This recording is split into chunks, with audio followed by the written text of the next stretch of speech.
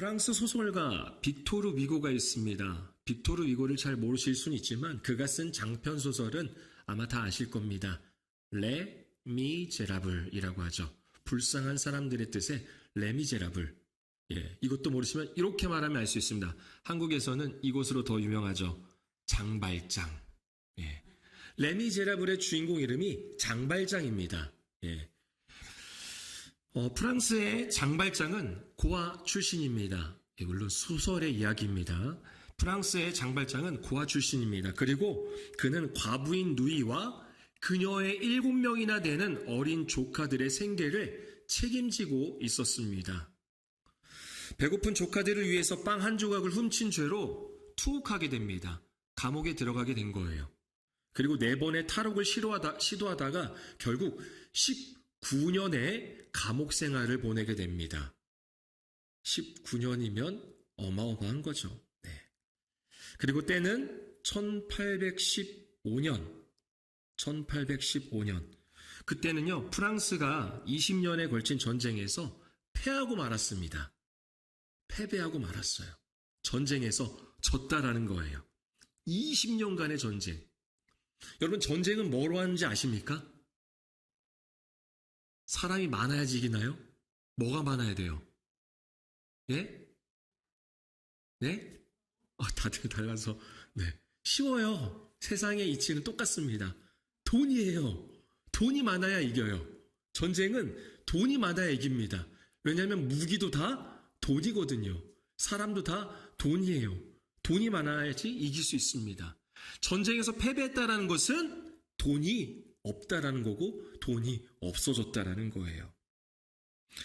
다시 말해서 엄청난 가난을 의미하는 것입니다. 2년의 전쟁도 아니고 20년의 전쟁이었습니다. 그때가 바로 1815년이에요. 이때 장발장이 형기를 마치고 그리고 감옥에서 나오게 됩니다. 전과자라는 이유로 제대로 된 곳에 취업이 되지 않습니다. 그리고 여관집에 가도요, 차별을 받아요.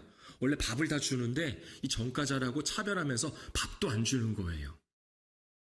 그는 추운 밤거리를 헤매다가 어느 성당 앞에 돌층계 위에 그냥 벌러덩 들어눕습니다. 아마 모든 것을 포기한 상태인 것 같습니다. 그러다가 미리엘이라는 신부를 만나게 됩니다. 미리엘 신부는 그를 초대하고 먹을 것과 잠자리를 제공해 줍니다. 장발장이 요구하거든요. 혹시 먹을 것 좀 줄 수 있을까요? 저를 재워줄 수 있습니까? 라고 하는데 그 모든 것을 다 제공합니다. 오히려 더 극진히 대접을 합니다.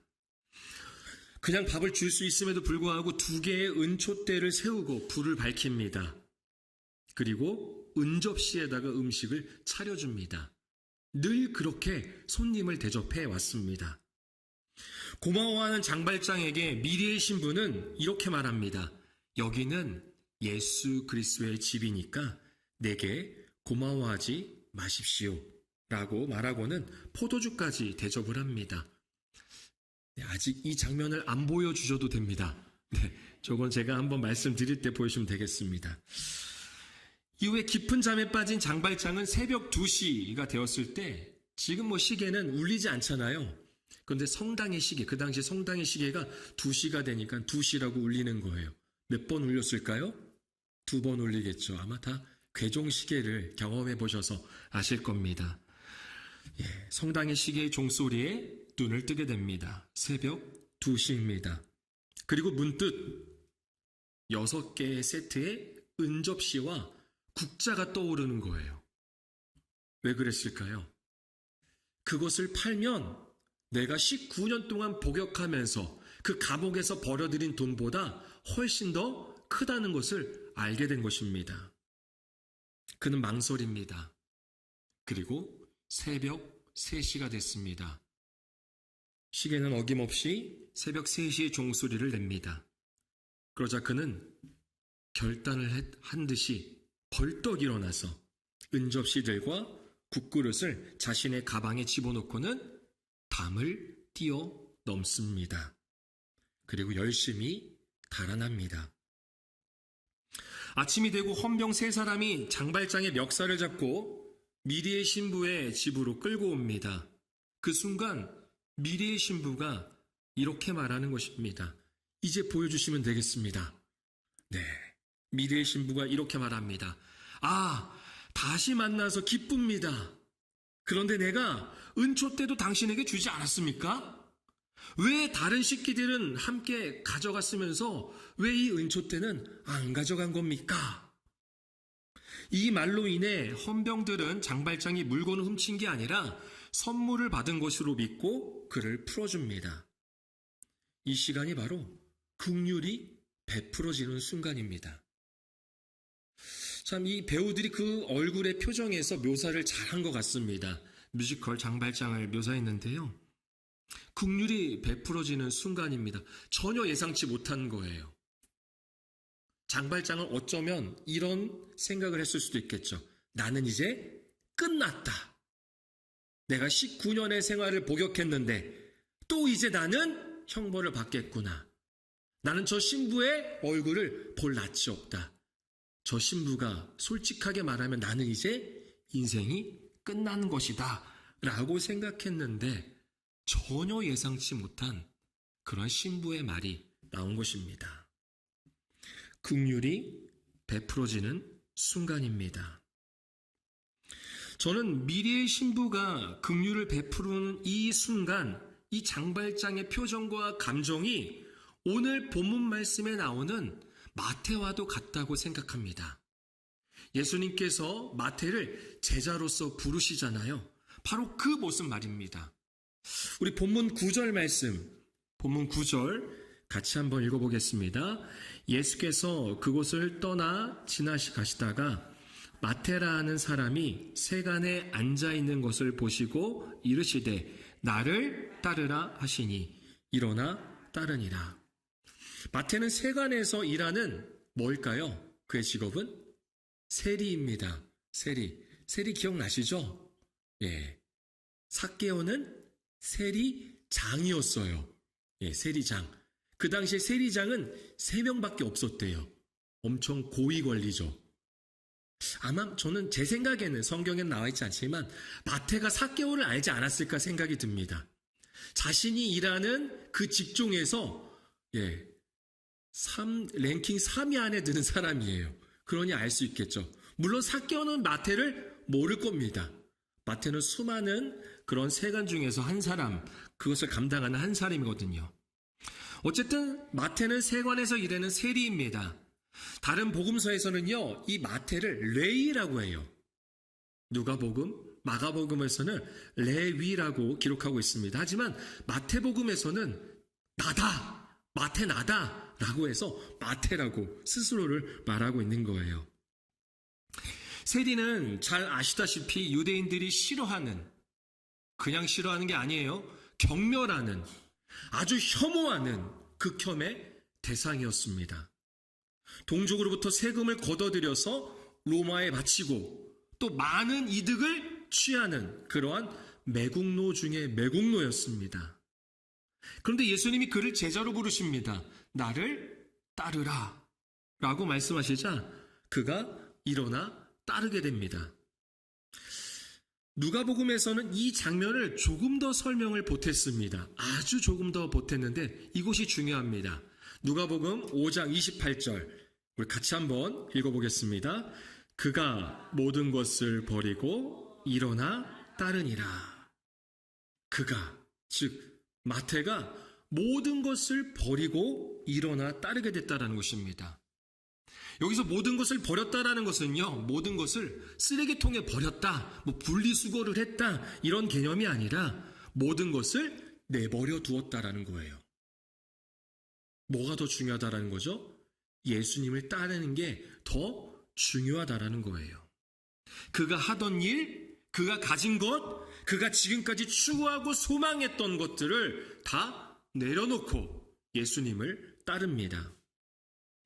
예수님의 제자의 초대, 예수님의 제자로의 초대는, 이 마태는 다른 제자들과 똑같이 반응한 거예요. 베드로도 그렇게 했고요. 야고보도 그랬고 요한도 그랬습니다. 그들이 그물을, 배를, 가정을 내버려 두고 그대로 두고 예수님을 따랐다라는 거예요. 모든 것을 버리고 예수님을 따랐습니다. 여러분, 예수님의 제자가 된다는 것은 어떤 직업이냐가 중요한 게 아닙니다. 예수님은 그의 직업이 세리여서 그를 부른 게 아닙니다. 아, 쟤 돈 많이 벌겠구나 해서 그를 부른 게 아닙니다.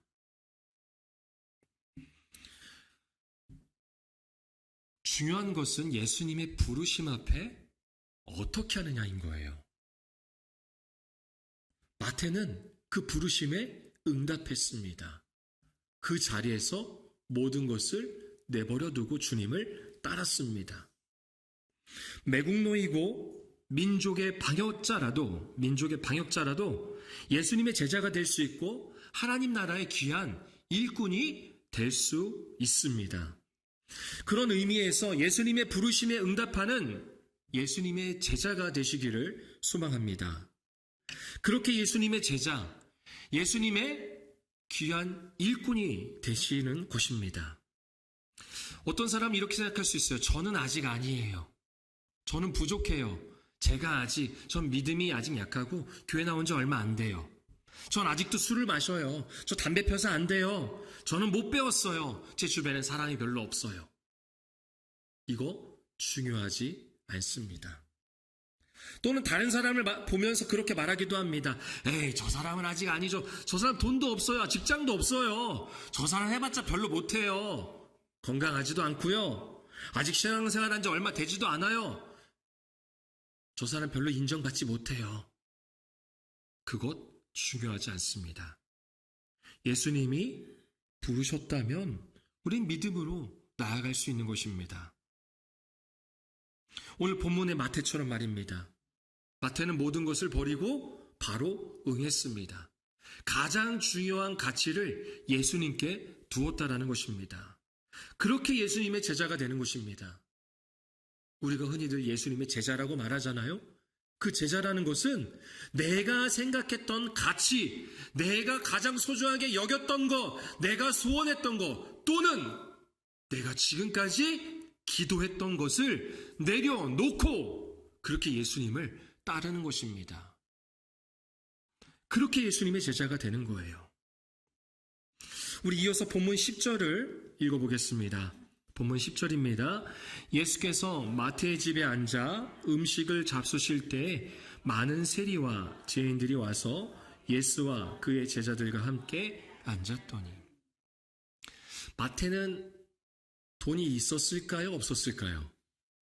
예, 많았겠죠. 많았을 겁니다. 돈 좀 있었을 겁니다. 예수님은 제자들과 함께 마태의 집에서 식사를 합니다. 마태가 엄청 기쁘니까 자신이 가지고 있던 돈으로서 아주 극진한 대접을 했겠죠. 이때 많은 세리와 죄인들이 있었다고 합니다. 여기서 죄인은요, 흔히 말하는 범법자가 아닙니다. 그러니까 그 당시로 말하자면 로마의 법을 어긴 로마의 범법자로 생각하기보다는 그 당시의 율법, 장로들의 전통, 그러한 것들을 지키지 못하는 사람들을 의미합니다. 그러니까 동족들로부터 늘 차별받고 천대받았던 혐오의 대상이었던, 또는 이렇게 말했겠죠. 넌 지옥 갈 거야. 이런 것도 못 지키니까. 너 율법 못 지키잖아. 우리로 말하자면 뭘까요? 주일 예배 빠졌잖아. 너 아직도 술 마시잖아. 담배 피잖아. 너 아직 전도 못 해봤잖아. 라는 거죠. 그러한 사람들입니다. 예수님이 그들과 함께 식사를 하십니다. 한글 성경은 함께 앉았더니 라고 아주 짤막하게 표현하는데요. 사실 이거 원어의 의미는 함께 비스듬히 눕다예요. 이렇게 비스듬히 눕. 그림이 보이시나요? 예. 실제 그 당시 식사의 문화입니다, 이게. 비스듬히 누워서 식사를 하는 거예요. 소화가 잘 안 됐겠죠. 근데 비스듬히 누워서 아주 천천히 식사를 하는 거예요. 네. 되게 건방져 보이나요? 근데 이렇게 식사하는 이유가 있습니다. 천천히 오래 식사하면서 음식이 중요한 게 아니라 뭐가 중요한 거예요? 지금 나랑 식사를 하는 사람이 중요하다는 거예요. 그렇게 식사를 하면서 대화를 한다는 거죠. 다시 말해서 음식은 거들 뿐인 거예요. 중요한 건 지금 나와 함께하는 이 사람과 식사를 하면서 친구가 되고 형제가 되고 가족이 된다라는 의미를 갖고 있습니다. 그러자 율법과 장로들의 전통을 철저히 지키는, 그렇게 스스로 의롭다 여기는 바리새인들이 어떻게 말하는지 우리 11절 말씀을 읽어보겠습니다. 바리새인들이 보고 그의 제자들에게 이르되 어찌하여 너희 선생은 세리와 죄인들과 함께 잡수시느냐? 왜 세리 그리고 죄인들과 함께 식사를 할 수 있느냐라는 것입니다. 물론 감정적인 부분도 있겠죠. 로마의 앞잡이, 동족의 피를 빨아먹는 매국노니까. 그런데 그보다 더 중요한 것이 있습니다. 세리와 죄인들은요, 무엇을 지키지 못했어요? 율법을, 장로들의 전통을 지키지 못했어요. 다시 말해서 정결법을 지키지 않았다라는 것입니다. 왜냐하면 랍비 문헌이 그것을 말해주고 있습니다. 랍비 문헌에 보면 정결법을 어기는 자들과 식사하지 말라라고 되어 있어요. 정결법을 어긴 자와 식사하지 말라. 정결법을 어긴 자는 부정하다라는 거죠. 세리들은 세금을 걷어들이면서 결국은 이방인과 접촉을 하잖아요. 로마인과 접촉을 하잖아요. 그리고 그 당시에 있었던 이방인들과도, 또 다른 이방인들과도 접촉을 했습니다. 이방인과 접촉을 했으니 부정하다라는 거예요. 바리새인들은 율법과 장로들의 전통을 철저히 지켜 자신들은 의롭고 정결하게 여기며 그렇게 살지 않는 이방인들과는 거리를 두었습니다. 그러니 예수님의 포용적 행동에 대해서 비난하고 있는 거예요. 아니 어떻게 너희 선생은 저 부정한, 저 정결하지 못한 세리와 죄인들과 식사를 하시냐? 야, 뭐 그때는 안 그랬겠지만 우리로 표현하자면 말세다 말세 라고 했다라는 거예요. 우리 이런 표현 써요 안 써요? 써요. 되게 위험한 표현입니다. 혐오적 발언이에요. 왜냐? 나를 보면서 하지 않잖아요. 내 행동을 보면서 그렇게 하시나요? 내가 이렇게 잘못한 걸 보고 말세다 말세, 내가 이런 잘못을 했다니? 이거 아니잖아요. 누군가의 외모를 보고 누군가의 행동을 보고 비난하고 정죄하면서 뭐라고 해요? 말세다 말세 라고 하잖아요. 지금 바리새인들이 그렇게 하고 있는 것입니다. 혹시 우리에게는 이런 모습이 있지 않은지 우리는 우리의 모습을 되돌아볼 수 있어야 합니다. 나는 이걸 지키니까, 이걸 행동하니까, 그래서 이걸 지키지 못하고 행하지 못하는 이들에게 대해서 에휴 부정해, 에휴 저건 아니야 정죄한다면 오늘 바리새인들이 예수님을 비난한 것과 똑같은 것입니다. 나도 예수님을 비난하고 있는 거예요.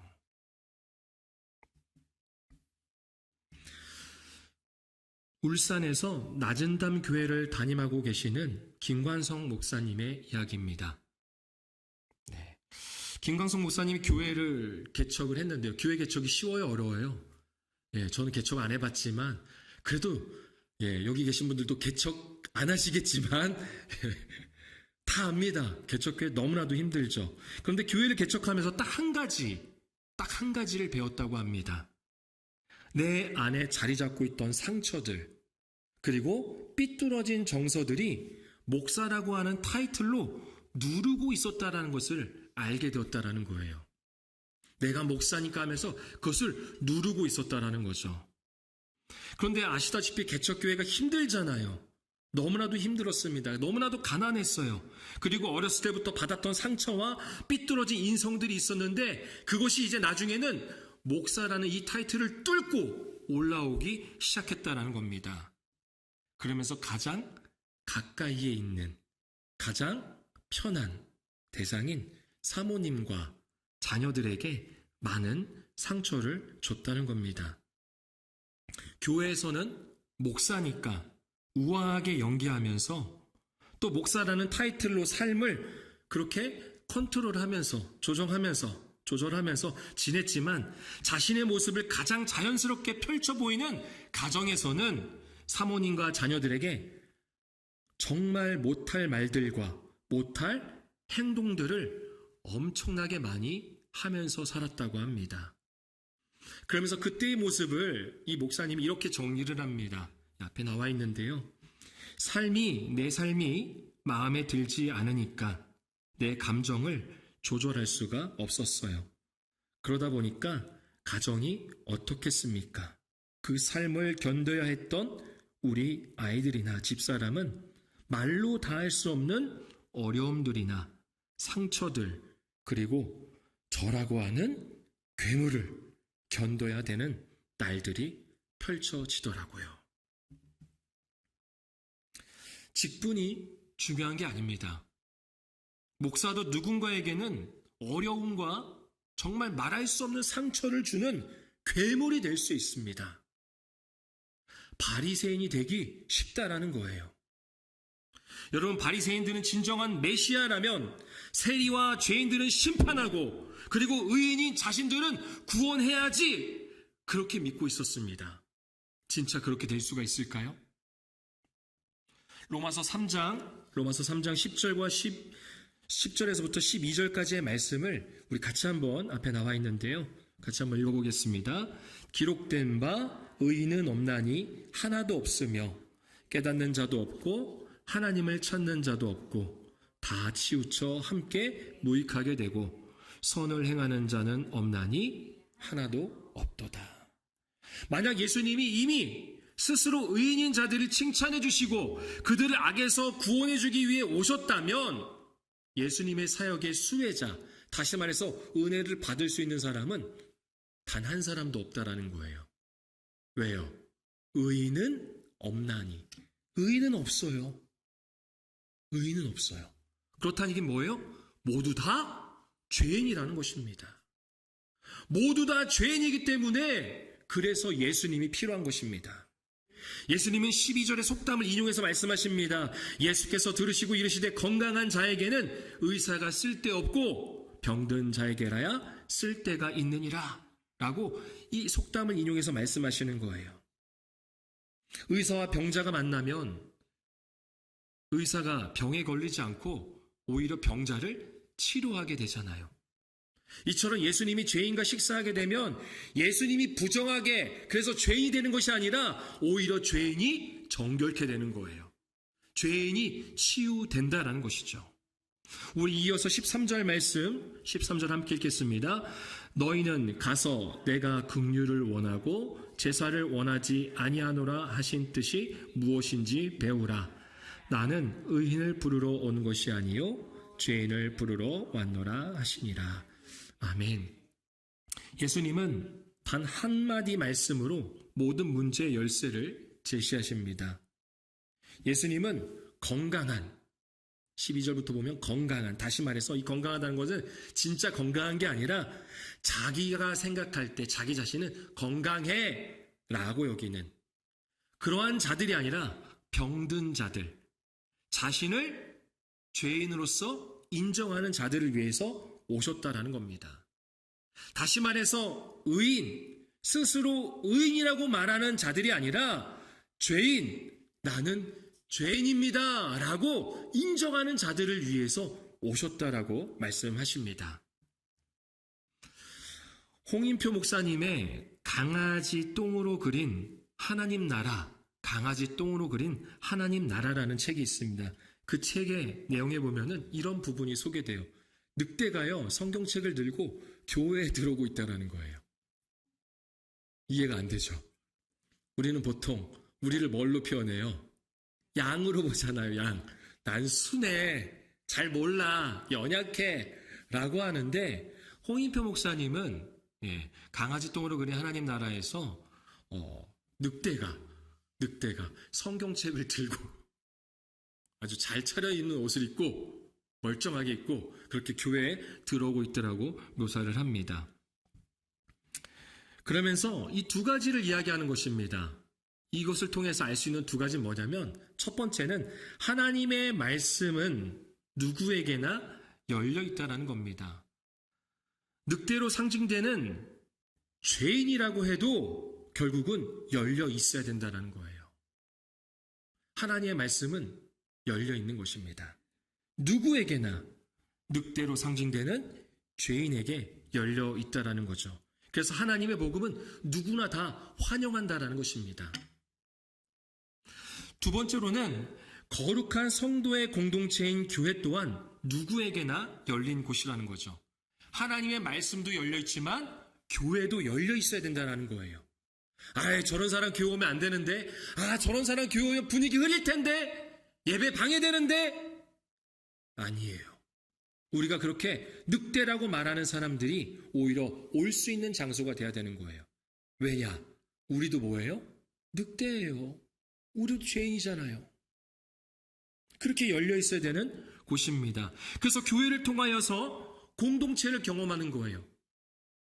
예수로서 새롭게 되어지는 공동체를 경험하게 되어야 되는 것입니다.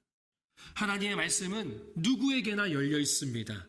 그리고 교회는 누구에게나 열린 곳이 되어야 합니다. 우리 이어서 13절 말씀을 다시 한번 읽어보겠습니다. 13절 함께 읽겠습니다. 너희는 가서 내가 긍휼을 원하고 제사를 원하지 아니하노라 하신 뜻이 무엇인지 배우라. 나는 의인을 부르러 온 것이 아니요 죄인을 부르러 왔노라 하시니라. 아멘.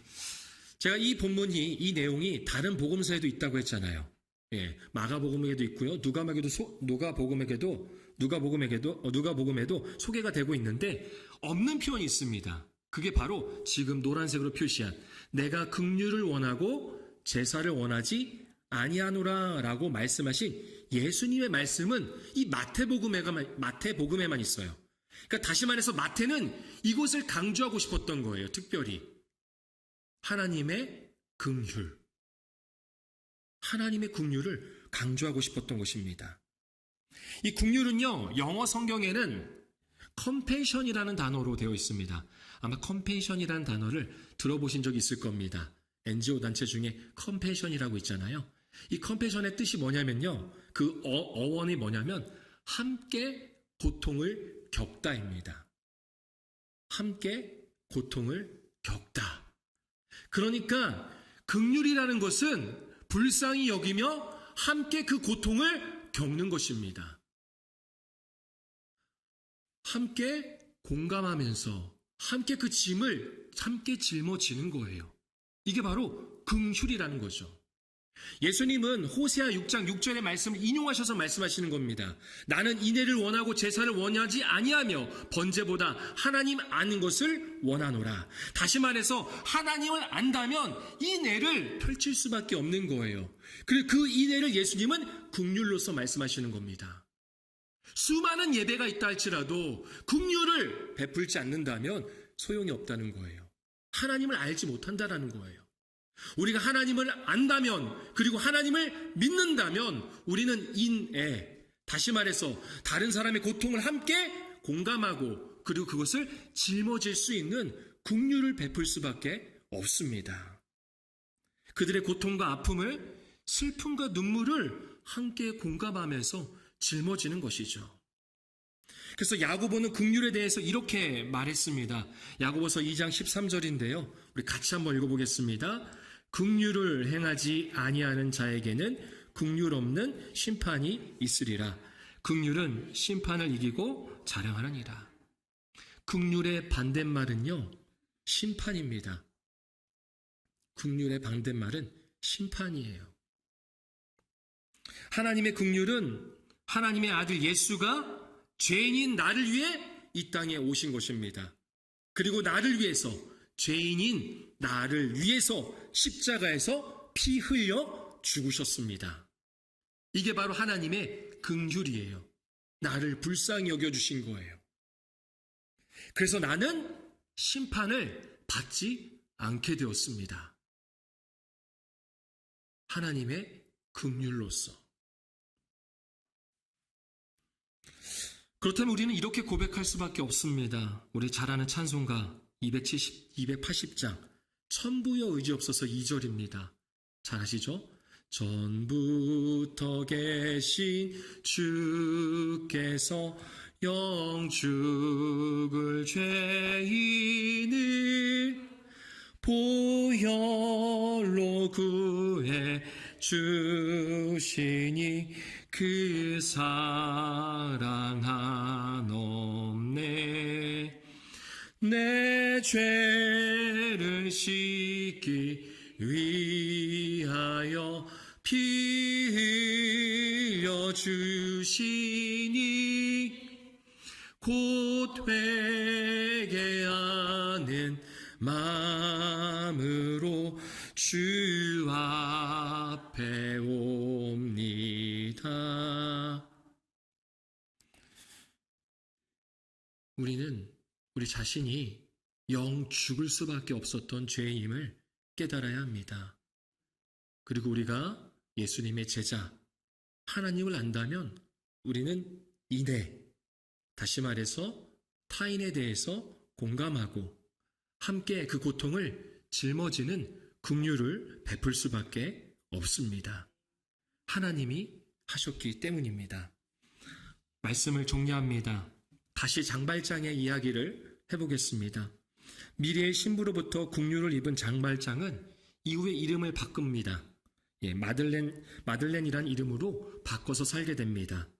그리고 자신이 신부님으로부터 받은 긍휼을 기억하면서 그 긍휼을 베푸는 자로 살아갑니다.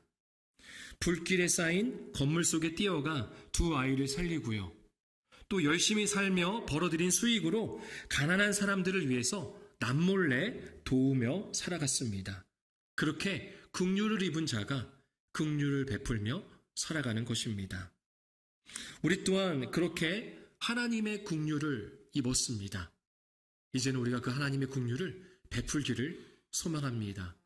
우리의 긍휼로서 오신 예수 그리스도, 그분이 하신 일을 기억하면서 우리 또한 긍휼을 베푸는 주님의 제자가 되기를 소망합니다.